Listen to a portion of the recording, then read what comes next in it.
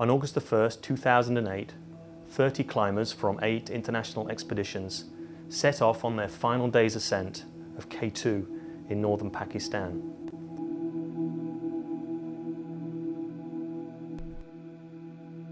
It takes at least 2 weeks to get to K2. You have to arrive in Pakistan, get to the north, and then trek out by foot for 6 days just to reach the base camp. And base camp is this barren, blasted place. And there's a great reminder of how deadly the mountain is there. It's called the Gilkey Memorial. And there, amongst these rocks, are placed tin plates, mess plates, with the names of the people who've died on the mountain. There are dead bodies, or parts of dead bodies, that have been swept down in avalanches. You can smell rotting flesh in places. After all these weeks of preparation, the team slowly move up the mountain through camps 1, 2, and 3 and arrive at camp 4. They're now approaching the death zone, where there's much less oxygen in the air to breathe.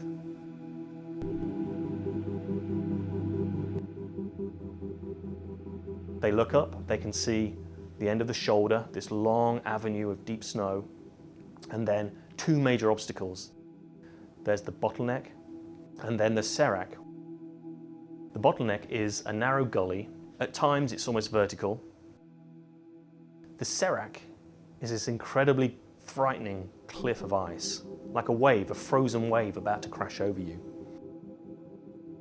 It was already nearly 11 in the morning. Most of the climbers had planned on being up to the summit and already back on the way back down by about midday or early afternoon at the latest. They had a turnaround point in their minds. There were about 20 climbers who decided to go on. It took them about another 3 hours to reach the top. Most arrived around 5 p.m.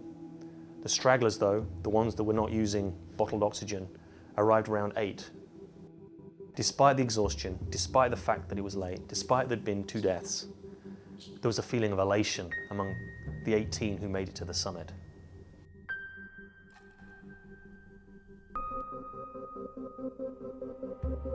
Over the next few hours, they'd have to get down without those fixed ropes in the darkness at sub-zero temperatures. Some would make it, others would be trapped for the night and die the next day.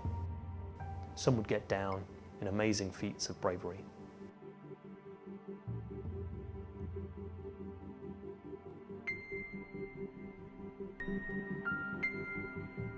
Why do people do it?